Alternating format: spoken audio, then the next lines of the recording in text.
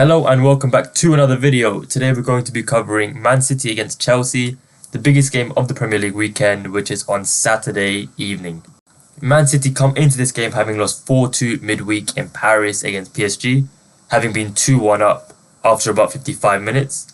Again, it was a very negative result for them, and it's put them in 25th in the Champions League, which is outside of any qualification spots, so plenty of work for Pep Guardiola to do if they are going to qualify for the knockouts.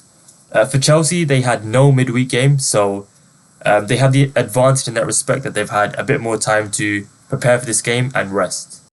Man City have won 8 of the last 10 competitive matchups against Chelsea in all competitions.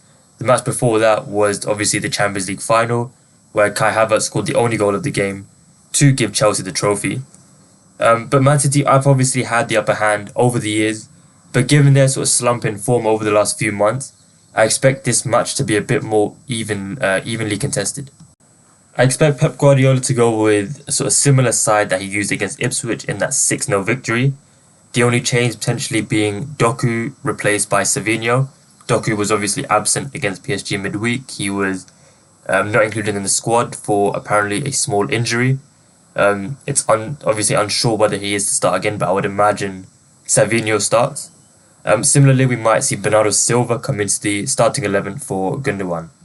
For Chelsea, the situation is a bit more complicated given that their injury list is a bit more extensive. Against Wolves last time out, both centre-backs, Levi Colwill and Wesley Fofana, missed out. Wesley Fofana is definitely due to miss out in this game against Man City, but Levi Colwill is more of a doubt. Reece James started at right back before being replaced after about 77 minutes by Malo Gusto. Cole Palmer was also dealt for this game against Wolves, but was fit enough to start, so I would imagine he does play against Man City, gets his former club, and probably gets the full 90 in this one. Enzo Fernandez was doubtful and didn't start. It was Dewsbury Hall who got the nod in midfield instead. So again, it's a bit uncertain whether Enzo Fernandez will be fit enough to start in this game, but I would imagine he does. So I think we see quite a similar side for Chelsea that we saw against Wolves.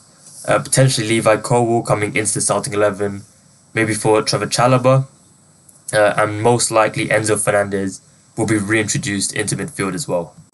Now moving on to angles, and the first person I want to talk about is Moises Caicedo, who has been the sort of primary contributor for Chelsea's foul count in the heart of midfield this season.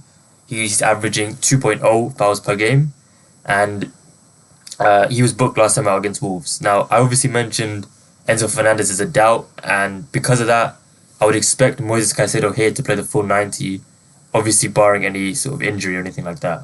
What I find particularly interesting is how Caicedo has seen an uptick in fouls when playing in this head-to-head fixture against Man City. As you can see, he's played 4 games, he's been booked in all 4 of them, and he's made 3 or more fouls in 3 of those as well. So he's averaging 3 fouls in his 4 games against Man City over the last season. Unfortunately, books have seemingly picked up on that trend, so they are quite short on these kind of markets.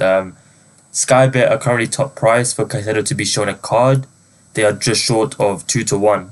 But given that's landed in all 4 head-to-head matchups, I think that could be a decent shout for the first play.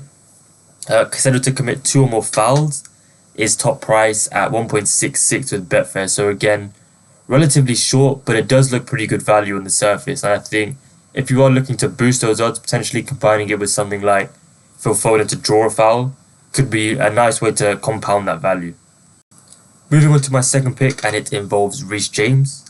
I do expect him to retain his starting spot on the right against Man City, and I really like this price offered by Bet365, which is 2 or more tackles for Reece James priced at 1.8. Now for context, pretty much everywhere else this selection is around 1.3, so just based on that, looks a good value pick. Now it's understandable why 365 are so short.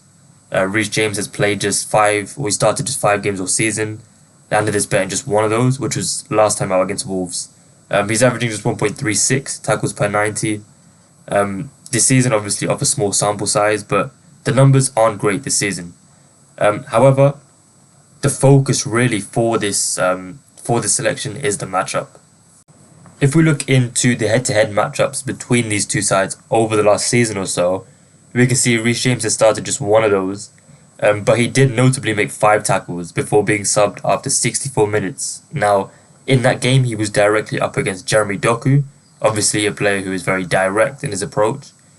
Also a player who is potentially injured for this game. However, I would say Savinho is pretty much an identical player to him, so I'm not too fussed about which one of those two starts, just as long as we get one of those two starting on the left.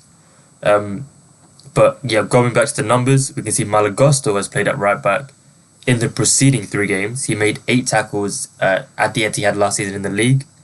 In the FA Cup, he made 2 tackles, but earlier this season at Stamford Bridge, he made 4 tackles. Notably though, he was up against Savinho in that game, and he was dribbled past 5 times, so he made 4 out of 9 potential tackles, so was heavily involved, and I would expect Reece James, if he is to deputise on that right, to have a similar sort of involvement in terms of tackles. Now, looking into the markets that we have available, obviously I mentioned Bet365, our top price for the selection by quite a margin, and they're offering the ladder up to over 4.5 tackles, which is priced at 8.5, so just longer than 7 to 1, which, in my opinion, given that it landed for Reece James in the last game that he faced Man City, given that he'll have a fantastic matchup against Savinho or Jeremy Doku, I think that looks a really good play as a single. Alternatively, if Enzo Maresca maybe decides that Reece James hasn't got the sort of fitness for such a big game and he decides to start Malo Gusto instead, I really also like this angle, over 2.5 tackles, which is priced at 2.5 with Bet365.